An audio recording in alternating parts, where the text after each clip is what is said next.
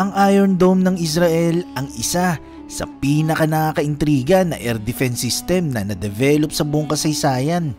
Ito lamang ang merong operational interceptor solution para i-counter ang mapaparating na rockets, artillery at mortars. Ang Iron Dome ay may kakayang i-intercept lahat ng short-range rockets at artillery shells sa lahat ng klase ng kondisyon ng panahon na may range na 4 kilometers to 70 kilometers. Ang system na ito ay naging kilala sa international lalo na noong ginamit ito noong 2012 at 2014 na conflict sa Gaza Strip. Ito yung lupain na pinag-aagawan ng Israel at Palestinian State. Pero bakit nga bang Iron Dome ng Israel ang itinuturing na isa sa pinaka-the best at successful na air defense system sa buong mundo? Ang Iron Dome ay mayroong tatlong main components. Una, ang detection and tracking radar. Ito yung radar system na binuo at sariling imbensyon ng ELTA.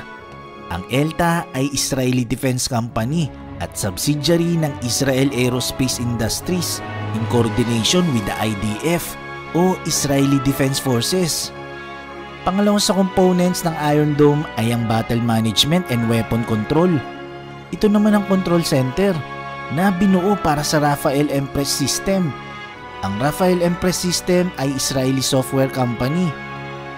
Pangatlo sa components ng Iron Dome ay ang missile firing unit. Ang unit na ito, dito naman nilulaunch ang Tamir Interceptor missile na gawa rin ng Rafael. Ang Tamir missile ay equipped ng electro-optic sensors para detalyadong ma-detect at ma-identify ang lokasyon ng target. Ang bawat launcher ay kargado ng 20 piraso na missiles.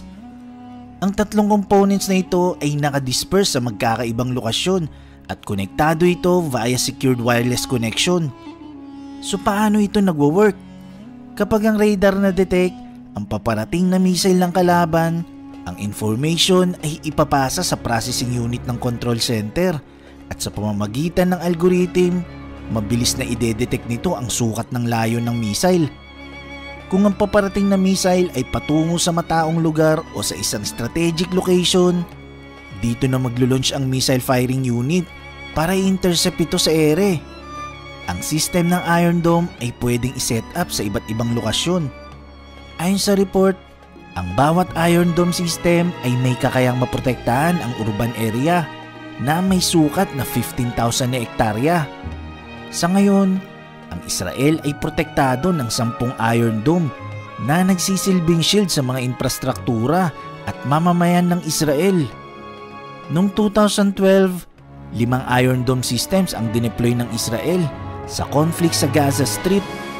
Nasa halos 421 na rockets ang in-intercept ng Iron Dome.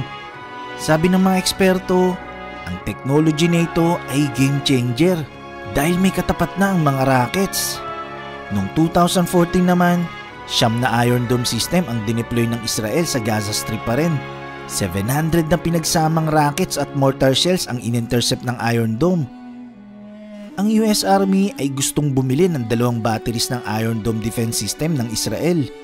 Ang plano, bibili ito ng 12 launchers, 2 radar at pares ng battle management and weapon control system at 240 na Tamil interceptor missiles. Ang total na halaga nito ay aabot ng $370 million na kung saan ang $290 million ay kukunin ng US Army mula sa kanilang budget ng 2019 at ang remaining na $80 million ay mula sa kanilang 2020 budget. Bakit nga ba gustong-gustong magkaroon ng Iron Dome defense system ng US? Una, dahil sa background nito, ang Russia at China ay nag-invest talaga ng malaking effort para sa kanilang cruise missile technology. Ito ay para lang mapantayan at maigitan kung ano ang meron sa Amerika. Ang US Army at maging ang US Congress ay sobrang aware sa mga banta ng short at long range cruise missiles. Ang Congress ay agad-agad inaprubahan ang pagkakaroon ng US Army ng 2 batteries ng air defense system para magsilbing proteksyon laban sa cruise missiles. Naging operational ito sa US noong 2020. Ang Iron Dome ng Israel ang napili ng US na swak sa kanilang air defense system. Kung sa Israel, para sa kanila, ang main objective ng Iron Dome ay para ma-neutralize ang mga rockets at ibang artillery rounds. Para sa US Army, ito ang magsisilbing primary defense laban sa cruise missiles. Kumbaga, ito yung maiging depensa nila sa cruise missiles ng Russia at China. Actually, bago pa nila piliin ang Iron Dome ng Israel, may dalawa na silang unang pinagpilian. Una, ang National Advanced Surface to Air Missile System o NASAMS na mula sa Norway. At pangalawa, ang upgraded variant ng Multi-Mission Launcher o MML. Pero ang Iron Dome ng Israel ang napili dahil nasatisfy nito ang lahat ng requirements ng US, kabilang na ang presyo. Isa pa sa dahilan, dahil nakita ng US ang kakayahan ng Iron Dome ng Israel. Katunayan, inadapt ito ng US Army dahil sa strong reputation ng performance ng Israeli defense nung nagkaroon nito ng conflict sa Gaza Strip. Noong January 20, 2019, ang Iron Dome system ng Israel ay maraming pinabagsak at pinasabog sa ere ng missile galing Syria. Kaya masasabi talaga na ang Iron Dome ay isa sa pinakakagamit-gamit at pinaka-successful air defense system sa buong mundo. Actually, bago pa mabili ng US ang Iron Dome ng Israel, meron ng primary existing air defense weapon ang US Army.